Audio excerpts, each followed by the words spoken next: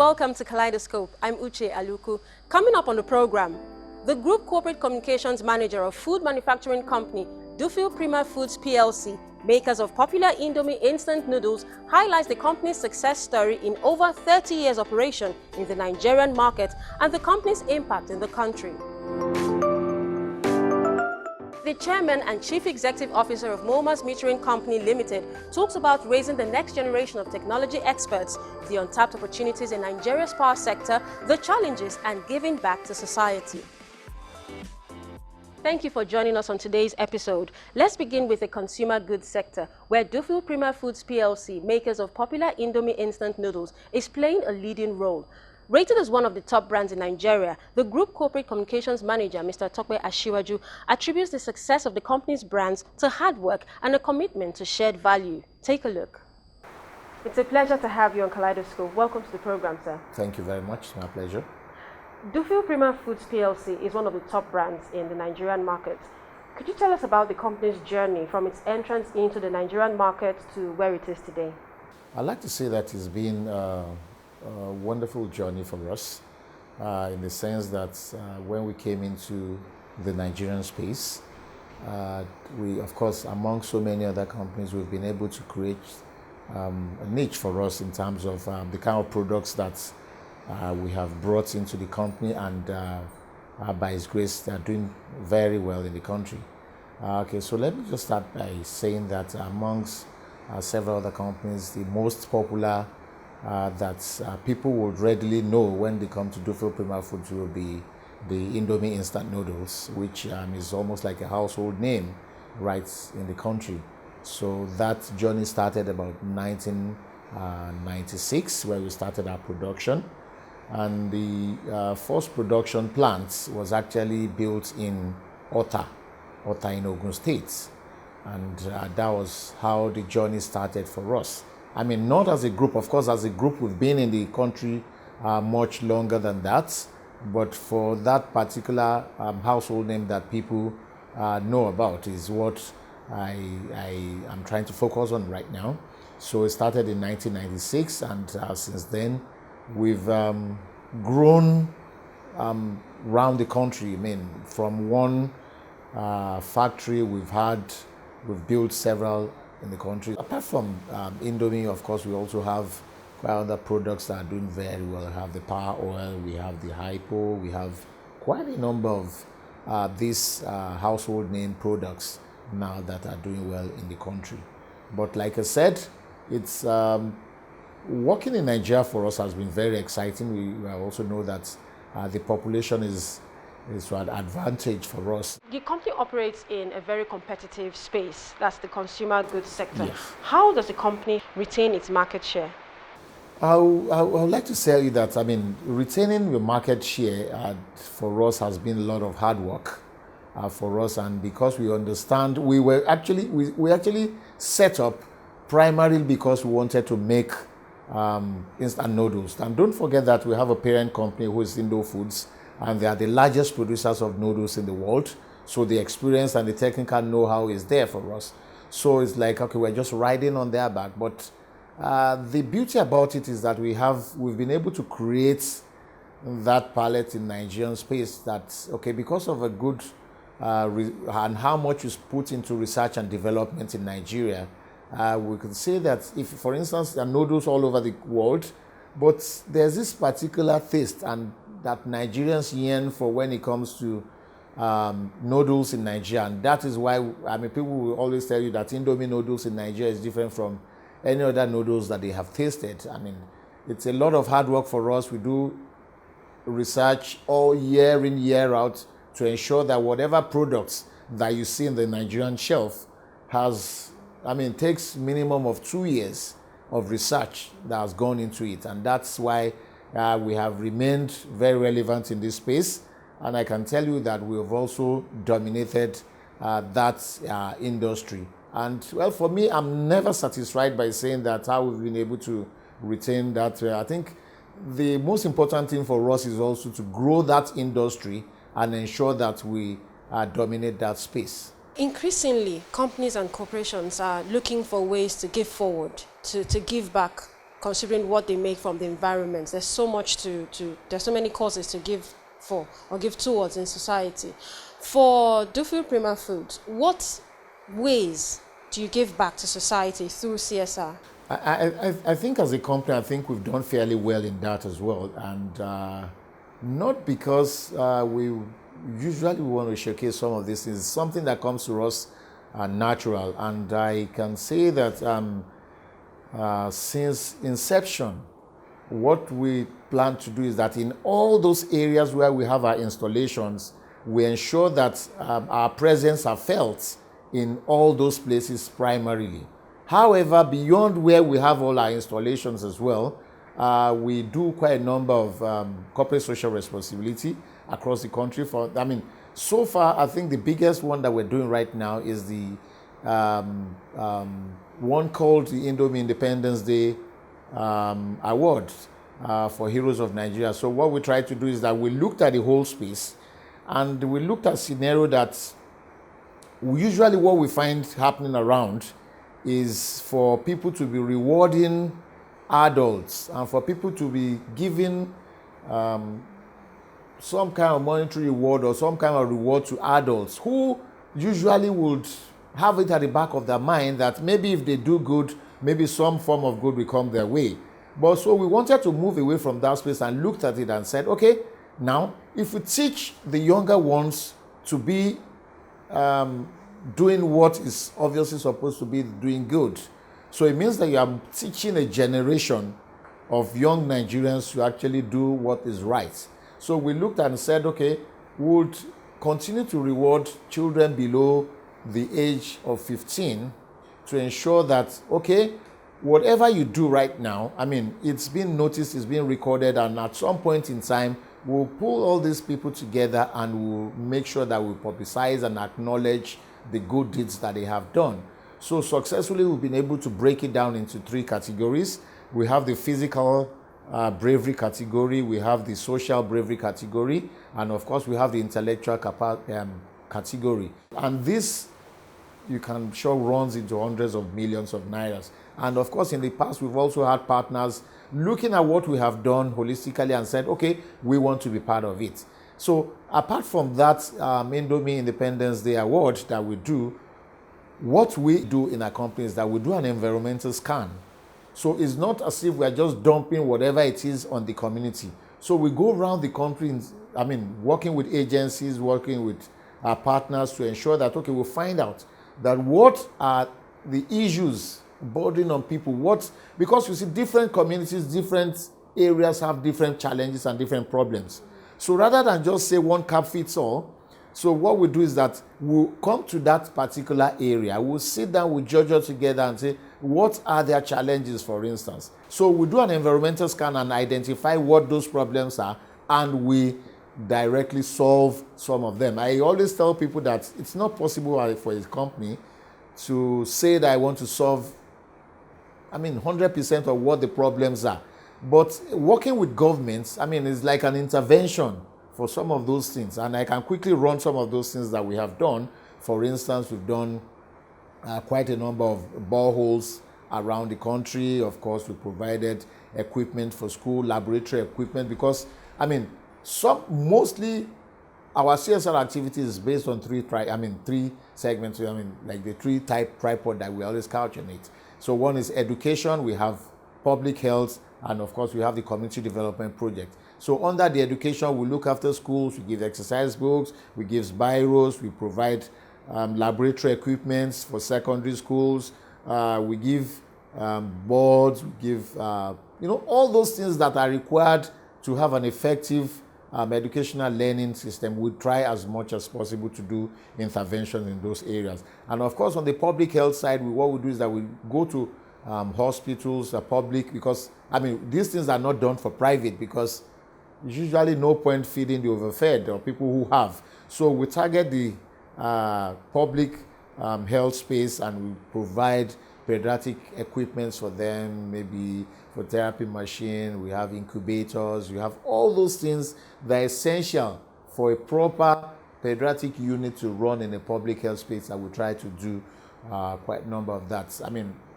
I mean, and these things are verified. These things are, if I mention names, General Hospital Bagada, General Hospital Isolo, in Port Harcourt we've done, in Kaduna we have done, in Abuja, just across this country like that, we have done quite a number of those interventions. And of course, the community development projects are, maybe would put public space in terms of boreholes, electrification, homes. We provide homes for maybe orphanages and some of those things. Those are the things that we do. And year in, year out, I can say that, I mean, this kind of budgets, I mean, huge for us. I mean, usually I would say that, I mean, it runs into hundreds of millions. And we don't have a regret. I mean, we're happy doing all these things. And more recently, I'll tell you that even in year 2020, as hard as these situations are right now, during this pandemic, I mean, the company has been able to cough out 1 billion naira to ensure that, I mean, both the government and the private sector are able to fight the COVID-19 pandemic. And I mean, for us, we felt that, yes, if we're making from the area, from the sector in which we're making all this, we should be able to give back. And that's why we decided that we're going to give 1 billion, which has already been done anyway, both in cash and kind, to support the efforts of the federal and state governments to fight COVID-19 pandemic. And for us, is also an ongoing thing. Speaking of impact in a given society where a company operates, it also includes the amount of jobs being created, how you treat your staff. For a manufacturing company like Dufil Premier Foods, what's your staff strength like? Directly as a company, we have well over 20,000 staffs, and indirectly, of course, we've been able to create hundreds of thousands of people who are directly, I mean, those are directly that have been employed across board. I mean, you can now imagine, if I take just one of our products, for instance, if I take Indomie, for instance, you have distributors, you have sub-distributors, you have retailers running into hundreds of thousands of people who are taking their livelihood from that product alone. And if I count several products that we have, you can imagine how many people are attached to that particular product and brands that we've been able to create. So, I mean, in terms of how well the company is treating its staff, I can say that we are not where everybody wants us to be, but I can tell you that I think we are one of the best in the industry, if not the best in the industry. I am bold to say that. I mean, right now, for instance, when other companies are shutting down, other companies are either asking staffs to leave, we've been able to successfully retain our salaries, are being paid as at when due. And we feel that it's just a period, it's just a phase in life, and it will surely pass. And that's where, I mean, one of our core values, for instance, in the group is, I mean, long-term commitments.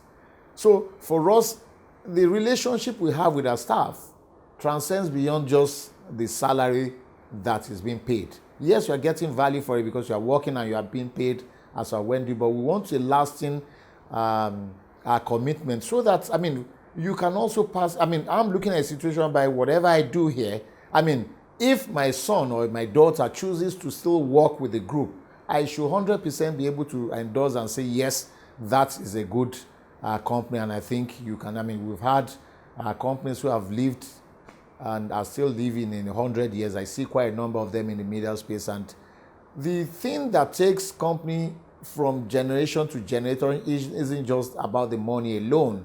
It means there's so many other things that are attached to it. Welfare, for instance, health package. The way the company cares about individuals goes a long way, and I think it almost says more than how much you are being paid. Because, I mean, for all I care as an MD, I can just pay your salary and that's all.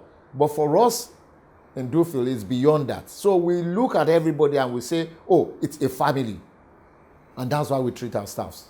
You're watching Kaleidoscope on Channels Television. I also had a chat with the Chairman and Chief Executive Officer of Momas Metering Company Limited, a manufacturer of prepaid meters in Nigeria. That's when we return in a moment. Please stay with us. There are enormous opportunities in Nigeria's power sector, but deficiencies in technology and insufficient investments in homegrown research and development constrain growth. That's according to the Chairman and Chief Executive Officer of Momas Electricity Meters Manufacturing Company Limited, Mr. Kola Balogun, who says part of the company's contribution to society is training youth in technology. Take a look.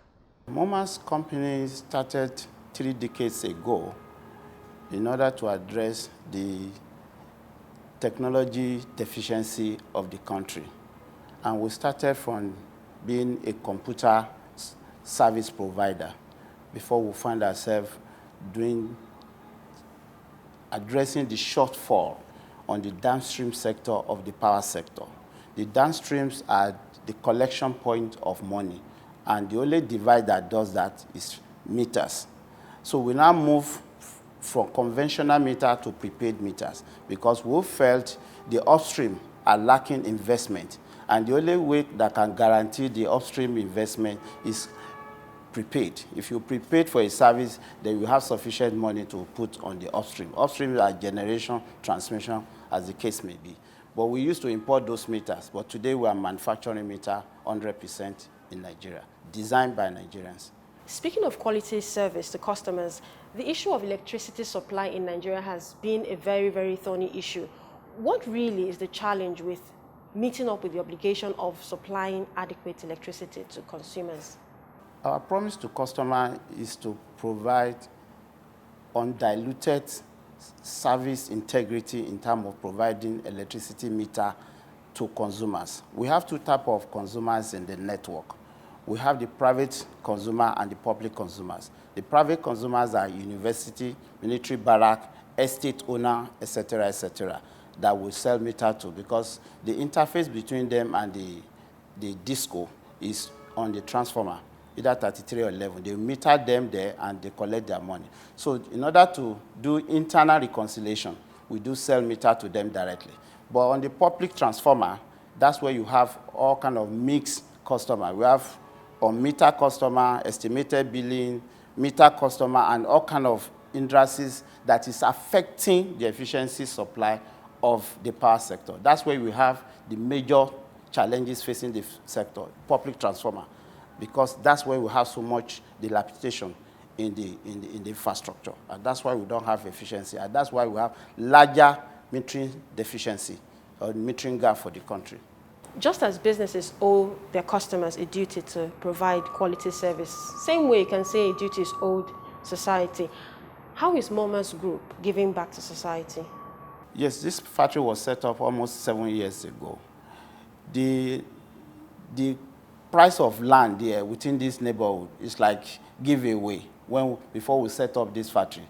So as soon as this factory was set up, the land cost rise up astronomically, that people are now buying it very well. That, first of all, make the community so excited that we have created a new value for their existence, because we now have people coming here, renting apartments and every kind of houses they have built without people occupying it. However, because of our contribution to the community, we will be able to exchange a lot of good offer to them by building school for them, building boreholes, and renovating some of their dilapidated classroom. And most importantly, we are now to rekindle the lost glory of virtue of Nigerian citizen, because every young Nigerian citizen wants to believe that I want to make money quickly without necessarily working hard. So in part of our corporate social responsibility advocacy is to bring out the slogan of working hard. A recent time on COVID, we have to share some palliative. This I think will be adding value. But you know, the corporate social responsibility does not stop at the community alone. When you are empowering people, student who comes here for their IT, or staff that you are employing, you're actually taking people out of the street and you are empowering them. We do train people both in and outside the country. And that is the highest level of proficiency for any nation. Because as soon as you train one person to a very highest level of knowledge in terms of designing embedded circuit, you have created another generation. Because what it means is that even if it's not with you today, you can set up a similar factory like this, and you have empowered such person. And that's what we have been doing. During the course of our journey, we realized that there are so many deficiencies in terms of manpower development. And that's why we created one arm of our operation called MOMAS School. Part of our CSR is to manpower development in terms of skill acquisition. So we train a lot of young graduates, school start holder, to learn how to do meter installation. And the good news is that after the training, we employ them, because there are 1,001 meter installation requirements outside there.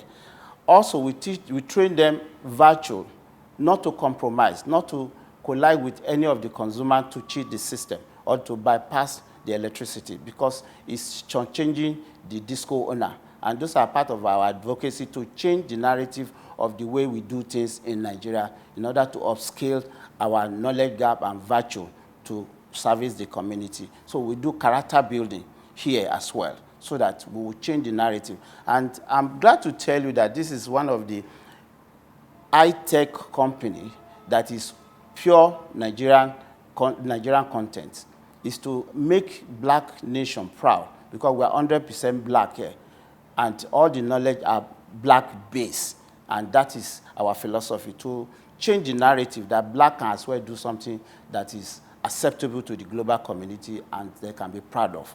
And that's the position we maintain. Would you say private companies are doing enough in terms of giving back to society? I can tell you right away that the reason why most companies will not do very well is because of policy non-alignment in the sector. If, for instance, CBN is trying to come out with a policy, you should call every stakeholder.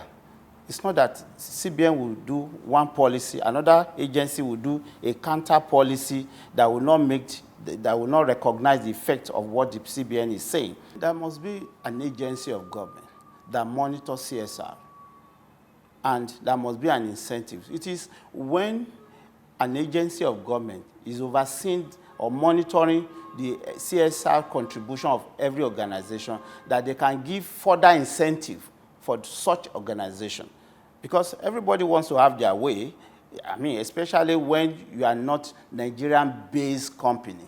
You give preference to your foreign company. And that's why it is important for every Nigerian to drive made-in-Nigerian product, to support any Nigerian-made company that is totally Nigeria. Those are things that will actually increase the CSR, because nobody will love our country more than ourselves.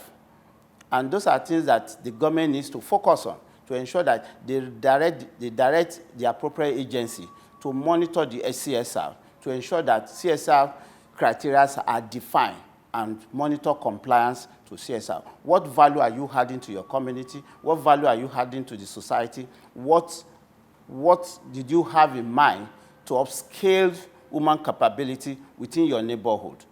Indeed, there's a growing awareness of the role of corporations in developing society.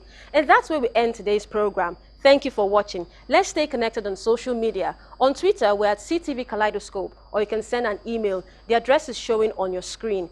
I'm Uche Aluku. I'll see you again soon. Bye for now.